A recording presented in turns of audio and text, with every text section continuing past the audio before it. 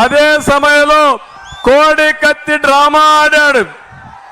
ఈసారి ఎన్నికల్లో కనపడని గులకరాయి దెబ్బ తగిలి మళ్ళా డ్రామా ఆడే పరిస్థితికి వచ్చాడు.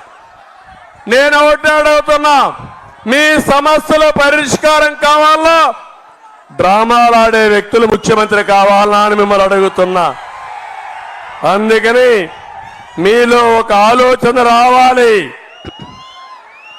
ఈరోజు యొక్క మార్కాపురం ఉంది, పొదలి ఉంది, ఇక్కడ సాగునీరు మీకుందా అని అడుగుతున్నా. తాగడానికి నీళ్లు ఉన్నాయని మిమ్మల్ని అడుగుతున్నా. బోరయ్యాలంటే 1000 అడుగులు పోవాలా లేదా అని మిమ్మల్ని అడుగుతున్నా. ఇంకొక పక్కన ఉపాధి పనులు లేకుండా వలసలు పోయే పరిస్థితికి వచ్చారు. కడవ మండలాలు చేసి ఇక్కడ ఆదుకోవాలి. నేను ఆ రోజు ఒకటి ఆలోచించాను. 2003లో నేను వస్తే మీరందరూ కోరారు, మాకు వెలుగొండ ప్రాజెక్టు పూర్తి చేయండి, నీళ్లు ఇవ్వండి, కరువు ప్రాంతాన్ని ఆదుకోమని మీరు కోరారు.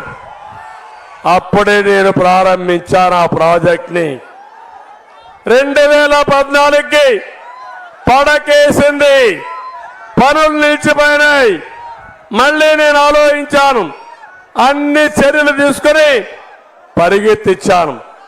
మెయిన్ అయితే ఛానల్ అయితే టనల్ అయితే 80% పూర్తి చేశాను. రెండో ఛానల్ 50% 60% పూర్తి చేశాను.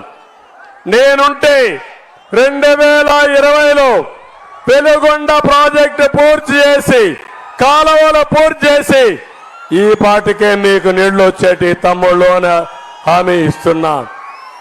కానీ మొన్నే ప్రాజెక్ట్ ని ప్రారంభం చేశాడు, నీళ్లు లేవు, రిబ్బన్ కట్ చేశాడు.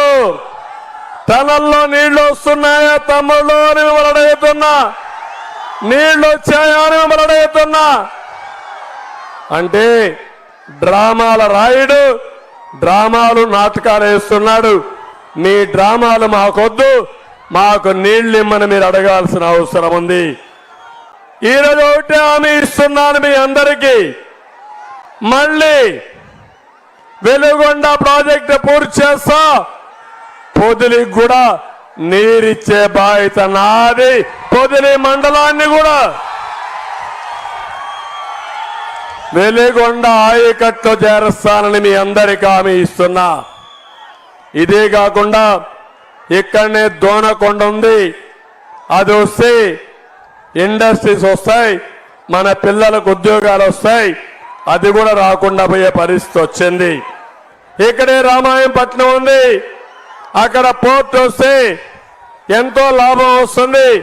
నేనున్నప్పుడు ఇండోనేషియాకు చెందిన ఏషియా పల్స్ అండ్ పేపర్ పరిశ్రమ 25,000 కోట్ల రూపాయలు పెట్టుబడికి వచ్చారు. అది వచ్చుంటే సుబాబులకు లాభం వచ్చేది, దాన్ని కూడా పుణ్యం కట్టుకున్నారు.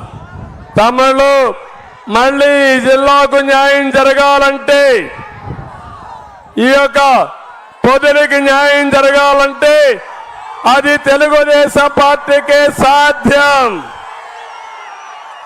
ఈరోజు మీరు ఒకసారి చూడండి, భూమి మీద జగన్మోహన్ రెడ్డిదా? ఏం తమ్ముళ్ళు, భూమి మీద జగన్మోహన్ రెడ్డిదా? ఇక్కడ చూడండి, ఒకటి వేసుకున్నాడు ఆయన. ఈరోజు మీరు చూస్తే ఒక పట్టాదారు పాస్ పుస్తకం వేసుకున్నాడు. దీని పేరు జగనన్న భూ హక్కు పత్రం. జగన్ ఇచ్చాడా మీకు భూమి? ఎవరిచ్చారు భూమి? మీ నాన్న ఇచ్చాడా, మీ తాత ఇచ్చాడా? మీ నాన్న ఇచ్చిన భూమి పైన ఈయన ఫోటో ఏంటని అడుగుతున్నా. ఫోటోలు పిచ్చోడు, కడాని మీ ముఖానికి కూడా ఫోటో వేసి ఊర్లో తిప్పే పరిస్థితికి వస్తున్నాడు. అంటే ఒక మనిషి అరాచకానికి పరాకాష్ట ఇది. భూమి మనది, దానిపైన ఫోటో ఈయనది. భూమి మనది, సరిహద్దులు సర్వేరాళ్లలో ఫోటో ఆయనది. రేపటి నుంచి మీ భూమి ఒరిజినల్స్ ఉండవు. ఒకే విషయం మీరు గుర్తుపెట్టుకోండి, మీ భూమికి కావాల్సిన 10-1 ఉండదు, పట్టాదారు పాస్ పుస్తకం ఉండదు, అడంగలు ఉండదు, అన్ని ఆన్లైన్లో ఉంటాయి. అన్ని జగన్మోహన్ రెడ్డి మాయ. మీ ఆస్తులు మొత్తం తాకట్టు పెట్టి అప్పు తేవచ్చు, మీ ఆస్తి వేరే వాళ్ళకి రాసివ్వచ్చు. మీరు అడిగితే జవాబుదారీతనమే ఉండదు. అవసరమైతే మీరు ఆత్మహత్యలు చేసుకున్నా పట్టించుకునే నాదుడు ఉన్నాడు. అందుకే నేను ఒకటే మాట అడిగాను నిన్న కూడా, ఏవైతే భూరక్షణ చట్టం అన్నాడు, ఈ చట్టం వల్ల లాభం లేదు. నేను అడుగుతున్నా మిమ్మల్ని అందరినీ, తమలో ఈ చట్టం మీకు కావాలా అని అడుగుతున్నా. ఈ చట్టం రైతు మెడకు ఉరితాళ్లు వేసుకుంటారా? ఉరితాళ్ళని మిమ్మల్ని అడుగుతున్నా. ఉరేసుకుంటారా అని అడుగుతున్నా. ఉన్న కాస్త భూమి కూడా ఈ యొక్క జగన్మోహన్ రెడ్డి గ్యాంగ్ పడి మాఫియా పడి కొట్టేస్తే మనకు ఆత్మహత్యలు తప్ప వేరే మార్గం లేదు. అందుకే నేను సవాలు విసురుతున్నా, మీరు ఈ చట్టాన్ని రద్దు చేస్తారా లేదా అని అడుగుతున్నా. చట్టం చేయాలా లేదా? చట్టం చేయాలంటే గట్టిగా చప్పట్లు కూడా చెప్పండి, ఇంకా గట్టిగా. చేయకపోతే ఏం చేద్దాం? చేయకపోతే ఏం చేద్దాం? జగన్మోహన్ రెడ్డిని ఆయన పార్టీని బంగాళాఖాతంలో కలిపేస్తారా లేదా? మీరు సిద్ధమా తమ్ముళ్ళు అని అడుగుతున్నా. నేను వస్తానే రెండో సంతకం ఈ చట్టాన్ని రద్దు చేస్తానని మీ అందరికీ హామీ ఇస్తున్నా.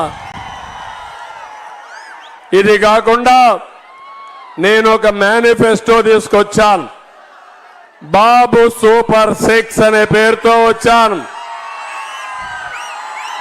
ఇంకో పక్కన ప్రజాగళం కింద మీ ముందుకు